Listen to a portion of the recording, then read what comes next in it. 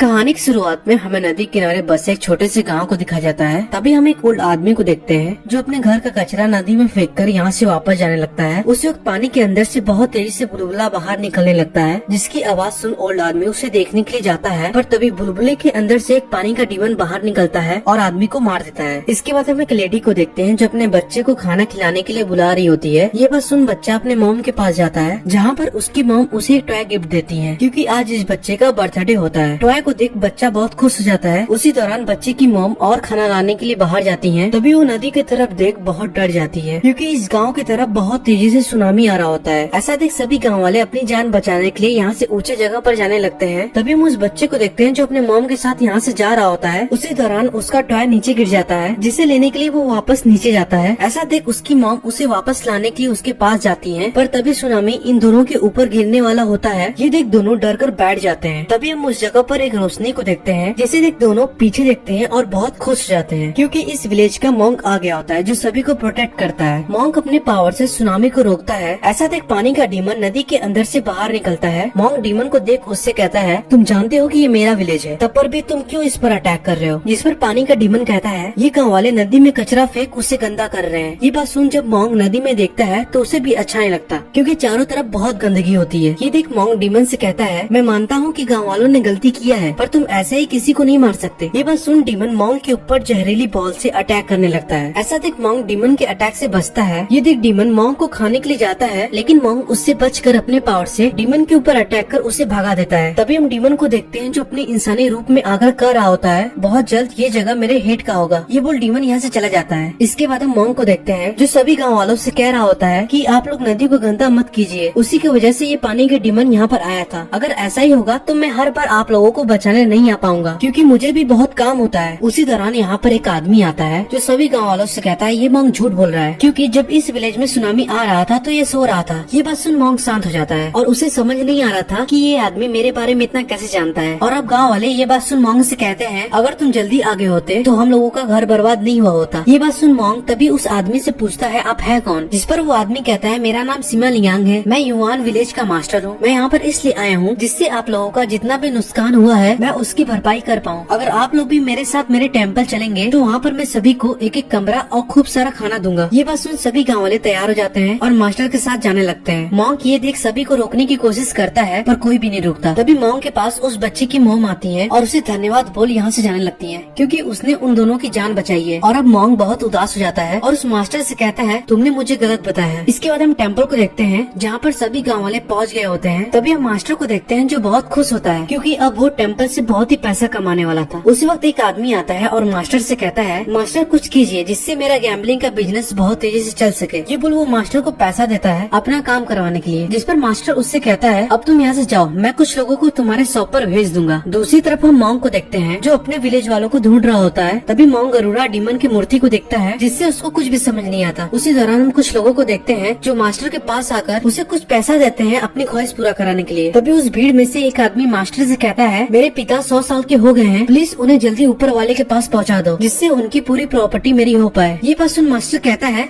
आप सभी की ख्वाहिशें पूरा हो जाएंगी। इधर हम मॉन्क को देखते हैं जो मास्टर को देख समझ जाता है कि ये लोगों को बेवकूफ बनाकर बस लूट रहा है। इसके बाद मॉन्क लैंड फादर के पास जाता है उसकी शिकायत करने के लिए। मॉन्क लैंड फादर के पास पहुंचकर उनसे पूछता है, इस गरुड़ा टेम्पल में बहुत गलत काम हो रहा है। ये बात सुन लैंड फादर मॉन्क से कहता है, 2 साल के अंदर ऐसा 300 टेम्पल बन चुका है और ये टेम्पल बहुत ही ज्यादा पॉपुलर हो रहे हैं। अगर तुम इस टेम्पल में जाकर जो भी गॉड से मांगोगे वो तुम्हें मिल जाएगा, बस उसके लिए तुम्हें पैसा देना होगा। ये बात सुन मॉन्क लैंड फादर से कहता है, ये तो बहुत गलत हो रहा है इस टेम्पल में, क्योंकि यहाँ गॉड का नाम यूज करके उन्हें बदनाम किया जा रहा है। इसलिए अब मैं स्वर्ग जाऊंगा और इसकी शिकायत करूंगा। ये बोल मॉन्क स्वर्ग जाता है, जहाँ पर मॉन्क एक गार्ड को देखता है जो गार्डिंग करने के दौरान सो रहा होता है, और इस गार्ड का नाम सियांग टंग होता है जो जेड एम्परर का सबसे खास आदमी होता है। तभी मॉन्क गार्ड को उठाता है और सियांग टंग मॉन्क को देख बहुत खुश हो जाता है। और यहाँ में पता चलता है कि मॉन्क एक ड्रैगन है जो इंसानों की दुनिया में जाकर उन्हें डीमन से बचाता है। तभी सियांग मॉन्क से पूछता है, मुझे जेड एम्परर से मिलना है, जिस पर वो कहता है, बिना तुम उनके ऑर्डर के उनसे नहीं मिल सकते। ये बात सुन मॉन्क अंदर जाता है, जहाँ पर वो ब्लैक एक गेटमैन को देखता है। मॉन्क गेट के अंदर जाने की कोशिश करता है, पर गेटमैन उसे रोकता है। ऐसा देख मॉन्क गेटमैन के ऊपर अटैक कर उसे बेहोश कर देता है और उसके अंदर जाता है और अपनी प्रॉब्लम वहाँ पर लिखता है। तभी स्क्रीन के ऊपर गरुड़ा डीमन के बारे में लिखा हुआ आता है जो वापस आ गया है और ऐसा टावर बना रहा है जिससे वो स्वर्ग आकर उसे बर्बाद कर दे। ऐसा देख मॉन्क खुद से कहता है, मैं अकेले गरुड़ा डीमन से नहीं लड़ पाऊंगा। तभी मॉन्क के पास सियांग सियांग आता है, जो मोंग को परेशान हुआ देख उससे कहता है क्या कोई बड़ी प्रॉब्लम है। ये बात सुन मोंग कहता है ये तुम्हें कैसे पता। जिस पर सियांग कहता है तुम्हारे फेस को देखकर ऐसा लग रहा है। तभी मोंग सियांग से पूछता है क्या तुमने जेड इम्परर को ढूंढ लिया, यानी महाराज को। जिस पर वो कहता है हाँ। इसके बाद दोनों महाराज के पास जाते हैं जहाँ पर वो नहीं होते। तभी सियांग कहता है महाराज इस बॉल के अंदर है। ऐसा देख मोंग बॉल को रिस्पेक्ट देता है क्योंकि उसके महाराज उसके अंदर होते हैं। तभी सियांग उस बॉल को तेजी से नीचे फेंकता है जिसमें से महाराज और उनकी महारानियां बाहर निकलती हैं। मोंग महाराज को देख उनसे कहता है आप उस बॉल के अंदर क्या कर रहे थे। जिस पर वो कहते हैं मैं अपने रानियों के साथ खेल रहा था। तभी मोंग महाराज से बताता है मैं यहाँ पर आपका हेल्प मांगने के लिए आया हूँ क्योंकि गरुड़ा डीमन नर्क से निकलकर और अब वो यहाँ आना चाहता है हेमन को बर्बाद करने के लिए। इसलिए मैं आपसे रिक्वेस्ट करता हूँ कि आप मेरे साथ नीचे चलिए उसे रोकने के लिए। ये बात सुन महाराज मोंग से कहते हैं अगर मैं यहाँ से नीचे गया तो मेरे रानियों का कौन ख्याल रखेगा, और इसलिए मैं ऐसे गॉड्स को भेजूंगा जो उस डीमन से लड़ पाएंगे। और महाराज सभी गॉडेस को बुला लेते हैं। इन सभी गॉडेस के पास अलग अलग पावर होती है डीमन से लड़ने के लिए।